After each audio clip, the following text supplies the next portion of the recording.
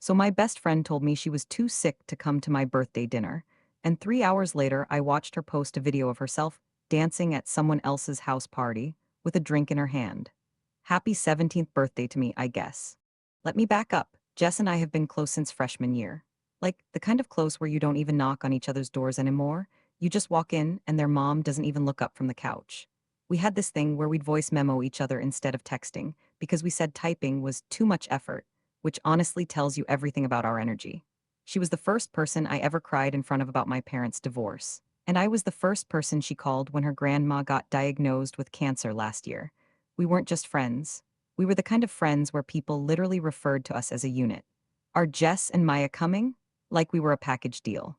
That's the part that makes this whole thing hurt so much more, because when it's just some random person from your bio class, you can shrug it off. But when it's your person, the one who's supposed to show up for you no matter what, that's different. That sits in your chest differently. For my birthday this year, I didn't want anything crazy. I'd been planning this dinner for like 3 weeks, just a small group at this Thai restaurant downtown that I'd been wanting to try. Me, Jess, our friends Priya and Cam, and this guy Derek from my history class that I'd recently started talking to. 5 people. That's it. I even made a reservation, which felt so adult of me. I told everyone the date 2 weeks in advance, and Jess was literally the first person to say she was coming. She even helped me pick out my outfit over FaceTime the week before. The morning of my birthday, everything still felt fine. Jess texted me happy birthday Queen at like 7 a.m., which was early for her, so I actually thought that was sweet. We went back and forth a little, she seemed excited. Then around 3 p.m., about 4 hours before the reservation, I got a text that just said, Meyer, I'm so sorry, I think I'm coming down with something. I've been throwing up since lunch and I literally can't get off the bathroom floor. And look, I'm not a monster. My first reaction was genuine concern. I texted back, oh no, do you need anything? Want me to bring you soup after dinner? She said no, she just wanted to sleep it off, told me to have the best time, and said she felt terrible about missing it. I told her not to worry. I said, your health comes first, obviously. And I meant it, I really did. I was disappointed, sure. The dinner was 5 people and now it was four, and one of those four was a guy I was trying to impress, so having my best friend there as a buffer would have been nice. But people get sick. It happens. I texted Priya like, Jess is out, she's sick, and Priya sent back a sad face, and that was that. We moved on. The dinner was actually really nice. The food was incredible. Derek was being sweet. Cam made everyone laugh so hard that Priya almost spit out her pad thai. I remember sitting there thinking, okay, this is good. This is a good birthday. I took a few pictures, posted one on my story, and just tried to be present. We finished around 9:30. Everyone hugged me goodbye, and I drove home feeling pretty content. I even almost texted Jess a photo of my leftovers to make her feel included. I wish that's where the story ended. I was lying in bed around 10:15, scrolling through my phone the way you do when you're winding down, and I opened Snapchat. And right there, third story in my feed was Jess. A party, not just at a party. She was in the center of someone's living room, full makeup, hair done, dancing with a cup in her hand, looking like she'd never felt better in her life. The caption said, Saturday nights hit different. I just stared at my phone.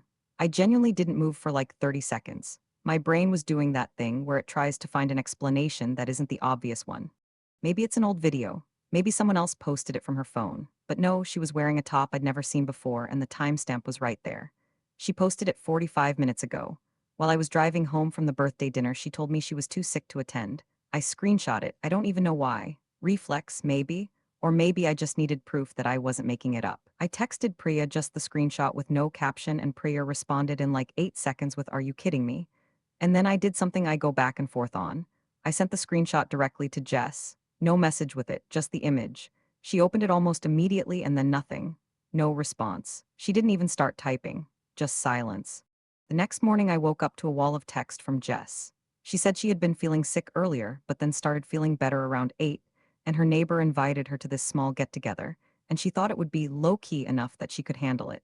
She said she didn't tell me because she didn't want me to feel bad that she chose to go to something else after canceling on me. She said, it wasn't like I picked that party over you, Maya. I literally wasn't feeling well when I canceled. The timing just worked out weird. And here's the thing, here's the part where I need to be honest. Part of me understood that. People do feel better later in the day sometimes. That's a real thing. But the other part of me was screaming, because if you suddenly feel well enough to go out, wouldn't your first thought be to text your best friend and say, hey, wait, I'm actually feeling better. Is there still time for me to come to dinner? Wouldn't that be the move? Instead, she got dressed up and went somewhere else and didn't even think to mention it. The group chat got messy. Priya was fully on my side and was not subtle about it. She basically said Jess fumbled and needed to own it. Cam tried to stay neutral, which honestly annoyed me almost as much, because I felt like the situation was pretty clear. But then Derek, who barely knows any of us, said something that kind of stuck with me. He said, I mean, she probably just didn't want to come to dinner and didn't know how to say that, which sucks, but it's not like she did it to hurt you. And that honestly made it worse because he was probably right. She probably just didn't want to come. And instead of telling me that, instead of being honest with the person she supposedly trusts more than anyone, she made up a lie. And then wasn't even careful enough to hide it. That's what really got me. Not even the party. The lie. The laziness of the lie. Jess and I talked on the phone 2 days later, and she kept saying she was sorry, but in this tone that sounded more like she was sorry, I was upset rather than sorry for what she did. I told her that and she got defensive and said I was making it into a bigger thing than it needs to be. And maybe I was. My mom told me later that I can sometimes hold people to a standard I wouldn't even hold myself to, and when she said that, it actually made me pause, because honestly, if I'm being real, there have been times I've bailed on plans because I just wasn't feeling it socially. I didn't lie about being sick, but I definitely gave half-true excuses. So maybe I understand the impulse more than I want to admit. Jess and I are still friends. Kind of, we talk, but not the way we used to. I don't voice memo her anymore. I text, she texts back. There's this weird politeness between us now that feels worse than if we just had a big blowout fight, because at least a fight has energy. This just feels like something quietly broke and neither of us knows how to fix it, or if we even want to. I think about it a lot, honestly. Was she wrong for lying to me? Absolutely. But was I wrong for expecting her to always show up for me the way I show up for her? I genuinely don't know.